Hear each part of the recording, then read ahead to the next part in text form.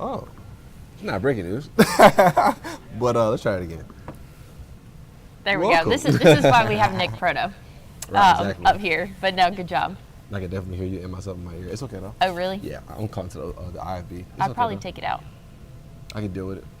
Okay. I'll put it back in for the packages. Yep, there we go. Anyways, thank you guys for joining us again for your First Alert Weather Extra. Still looks a little bit different today, but tomorrow I think that we'll have the full team here. Excited for that, and we kind of match a little bit. Definitely put the tie on because you got a pink dress Cute. on. I love it. I love it. So happy Tuesday afternoon. Mm-hmm. It's morning to me, but I think to most people it's probably afternoon. It's still morning. It's not midday yet. I still consider That's this true. morning. That's true. Yeah, Okay. it's 11:15. So good morning. Thank you morning. guys for joining us. We'll go ahead and get started with On This Day. We like to do this every day, just kind of look back in history. This one wasn't too long ago, Mikel. It was not, huh? Nope. Let's see how Back long ago in it was. 2011. That's good. Okay. Yep. What happened? April 16th, there was strong storms that moved through the state of South Carolina, a little bit out of our area, but still in the state. And it was just significant enough that I wanted to put it in there. Yeah. Large enough storms that were producing golf ball to softball size hail. That's not Could normal. you imagine softball size hail? Not in South Carolina. Never seen that. Crazy. Golf ball, I've seen like around ping pong ball size hail, but softball is ridiculous. Softball's wild. That's ridiculous. So, April back in 2011, several rounds of storms wreaked havoc across the southeast, and this was one of them. So that was definitely I don't want to say special year because that makes it sound better, but It was an active year. yeah, an active year, a historical. There you We could go. say that, historical year. We like that better. So definitely pretty interesting, but No, for real. And like you said, it's not too far away. Midlands, South Carolina, that's Columbia. yeah, You know, Lexington, places like that. So we know about those places down I-20. yeah, Wow. not far. Very, very cloudy though. It looks a little cloudy. a little gloomy. Yeah. But thankfully, still pretty warm out there, 77. That's what we were yesterday at this time. So, Approaching 80, so. yeah, definitely still warm out there, even though it's mostly cloudy. The icon's still picking up on some sun, probably because it's just warm out there. It always does I really that, don't know but why it's picking up on some sun. That but west wind, though, is helping us still warm up despite those clouds for sure. Look at that big old area of low pressure. Though. yeah, we're going to zoom into that in just a second. But Okay. looking at that, again, It's a causing big rainfall over, where's that, Nebraska? Yeah, got Nebraska right here. Nevada. Then you've got, what, Minnesota? I was about to say, wait a minute, Nevada. South Dakota. No, That's no, no, Nevada. The Nevada's over here. Oh, no. Sorry. Nebraska, Oklahoma, South Dakota. South Dakota, Minnesota. What is that? Iowa. Iowa. I know, that's a Iowa. sneaky one. And Missouri. Iowa. I don't know where I was getting that. It's okay. I You had don't me know for a where I second was now. getting that. Let's take a closer look so we can pull up some cities. That'll help. We're not from there, so Yeah. I'll give you that. Well, look, they even got a tornado Oh, warning wow. going on right now, just north of Kansas City. One of our former coworkers is there. I don't know if you know what I'm talking about. Very active. That's crazy. So pretty active day for that. They're probably wall to wall right now out there in our Gray Station out there in Kansas City. Yep. So, Tornado warning just north of Kansas City though. So, yeah. yeah, very active Eesh. over there. That's a very common place to be active, especially this time of year. But thankfully, things back home A lot quieter, a huh? lot quieter. Just You see those clouds though. just a little bit cloudy out there for us. A few spits of you rain go to out the next- there. Oh, there you go. Oh. No satellite, but Oh yeah, sorry. now you're good. You had it zoomed in and then we stopped it. This afternoon though, this kind of advanced a little bit further. Sorry, this is set for Good. my nighttime. But this afternoon is going to be sunny. Overnight, we're going to see partly cloudy sky conditions. I think we'll cool off to the low 60s, maybe upper 50s in some spots. But if that cloud cover sticks around, we're not going to cool off too much. And that's what we're expecting. Even throughout the day tomorrow, we're still going to warm up though. We're going to see those middle 80s. I think tomorrow's going to be our coldest day, Mikel, and that's middle 80s in April. That's our definitely. coldest day. Only because of cloud cover, but if we see some breaks in the clouds, we definitely can get back up towards those upper 80s. It looks like. Yeah, we're really going to stay dry though. I know there's a little bit of green. Could be a light sprinkle, but I think that we're going to stay dry until this weekend. Yeah, it That's looks when like we could that see front. some rain. Looks like most of the rain should stay out of our hair Friday, but as we get Even Saturday doesn't look that way now.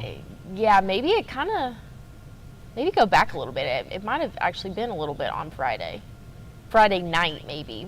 we could see a few showers move through early Saturday morning, but then looks dry as of right now. But again, yesterday wasn't showing that. So that just shows once we get closer to time, we'll be able to nail down rainfall. But Sunday, that's been pretty consistent over the past couple of days that it's going to be wet, Mikel. Definitely. Looks like that front kind of stalls out, hangs out. As long as that front is around, I think we have rain chances even Saturday, but just may not be as high. Some of those upper level conditions and, energy just might not line up with that front Saturday, but Sunday looks like we'll have some better conditions coming together. At least we've gotten rid of the wind. We know last week was a very windy week towards the end, Thursday, Friday.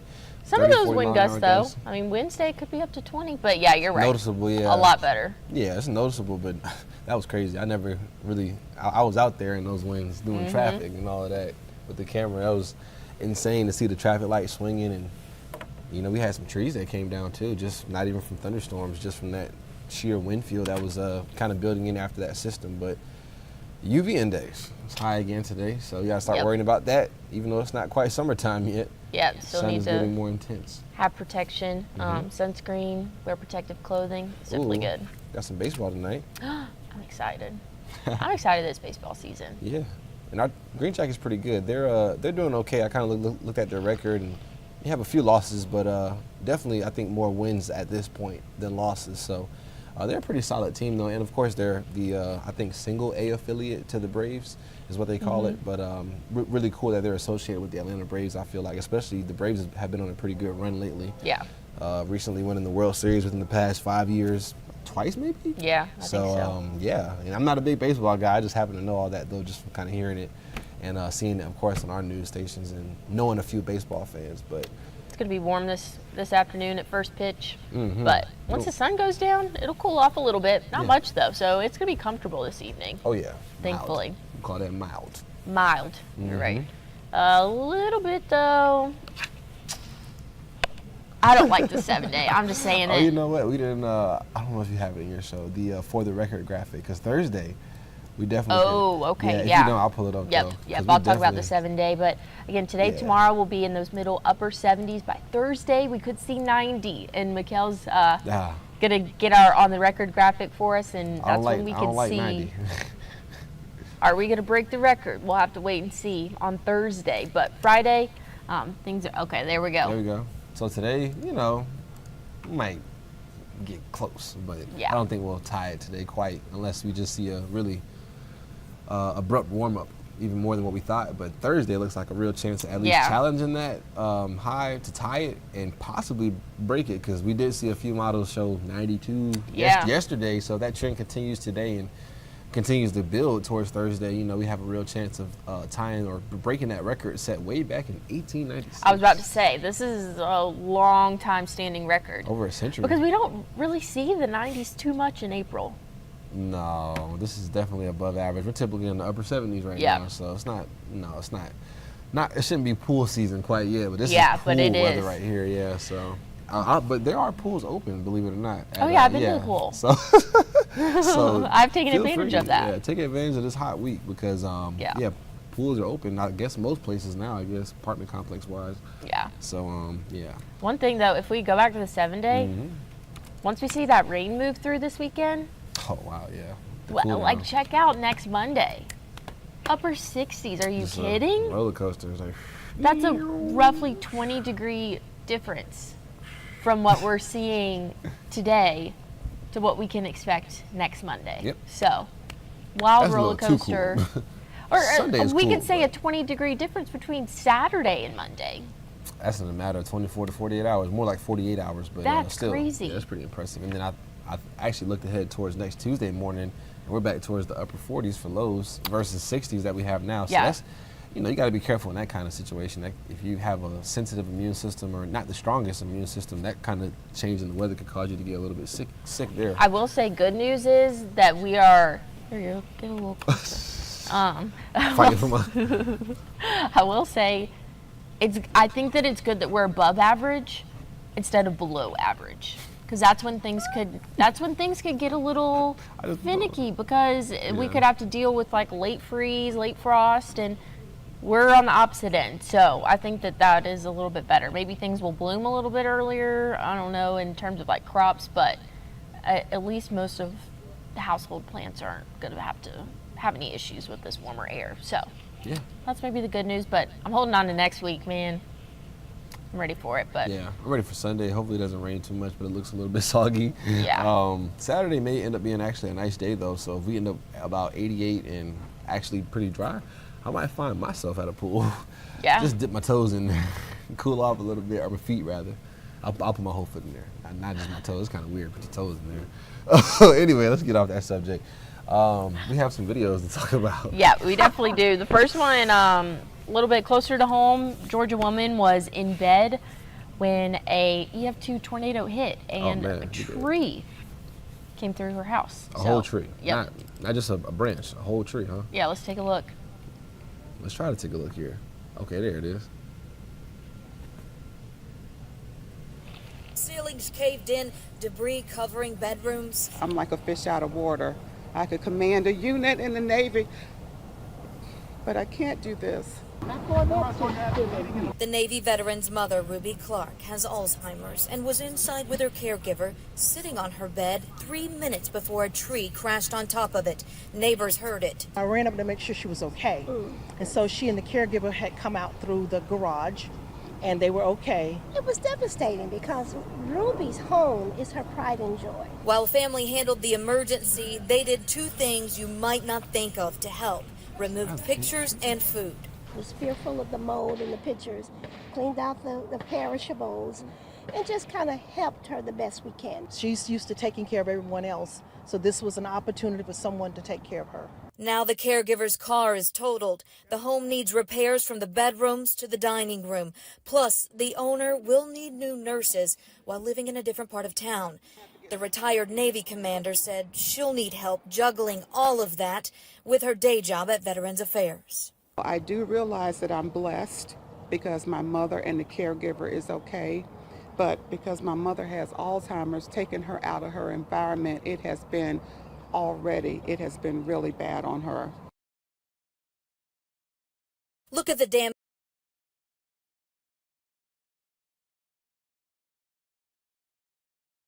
from inside the home, insulation everywhere. To take care of her. Now the caregiver Navy commander said she'll need help juggling all of that with her day job at Veterans Affairs. I do realize that I'm blessed because my mother and the caregiver is okay, but because my mother has Alzheimer's, taking her out of her environment, it has been really bad on her.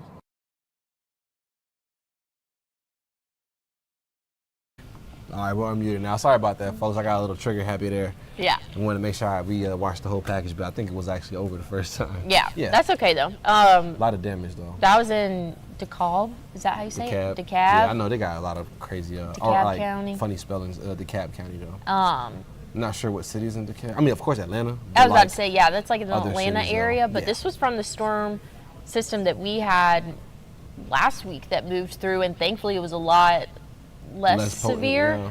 When it got to us, but it wasn't in other portions. I mean, we saw Louisiana saw some storms, and then over in the Atlanta area, they definitely had a couple tornado warnings, and this was actually an EF2. I mean, that was significant damage to that. I didn't realize it. Okay, wow. To that lady's house. Just, I mean, yeah, definitely. That tree must have been massive. I feel like they never really showed the actual tree, just kind of the damage. But yeah, they probably got it cleaned up. It's a brick home, you know. That's not just a regular vinyl or like. You know, I would imagine that was a pretty sturdy structure. So for that damage to be as extensive as it was, insulation everywhere. I'm just glad the caregiver, her mom, was okay as well.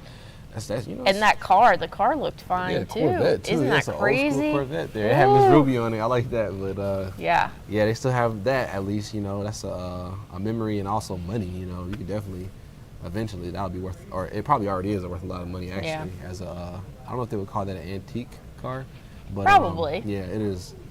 It was quite the beauty there, so I'm glad it was white too, so it would have been easy to see any damage on that. Yeah. I'm glad that made it through. And actually, I remember the neighbor that came to check on them, they said that they came through the garage.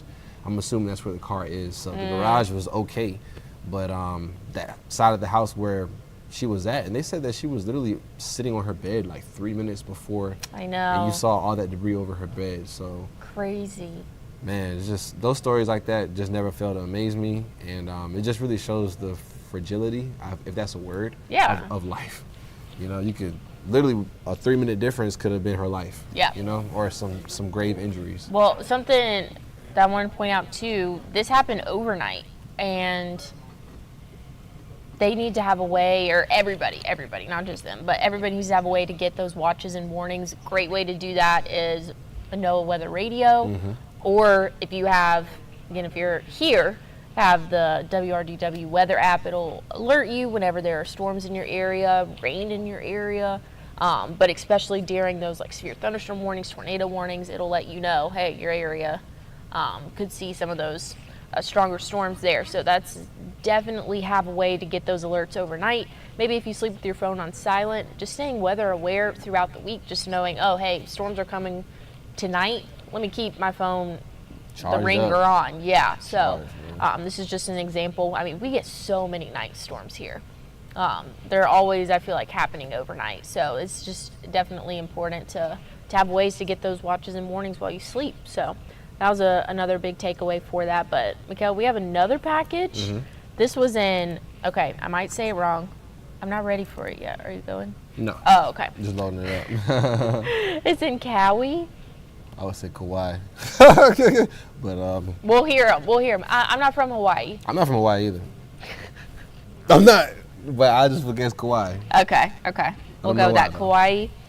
You Got more than a foot of rain overnight, causing the Woali River. Wailua. Really? Like the L-U, Wailua. Wailua, yeah. Wailua. That's how I'm guessing. This is why we get Nick to read these. The Wailua River. It rose from 3 feet to 23 feet. 20 feet it rose. Wow. That's crazy. In about 6 hours. And so the last record was whenever that river rose to 13 feet. But you got to think, a foot of rainfall, that's going to cause a lot of flooding in those river-prone and flood-prone areas, but they don't typically see that much rainfall. Not as much as you would think, or at least I would think that Hawaii would see a decent amount of rainfall. And they don't. During the month of April, they average around 2 inches. That's actually not a lot. Yeah. I see your other note there about the wettest month, December. It's kind of odd. Crazy. But, I mean, they're out there for sure, you know, way west of California. But definitely different climate. So so that's interesting. I want to see, and we talk about this all the time, water's powerful. Very. Causes a lot of damage. And what the number one weather related cause of death is heat. Number 2 is water, flooding. So definitely something to take seriously. I mean, that is just crazy numbers there.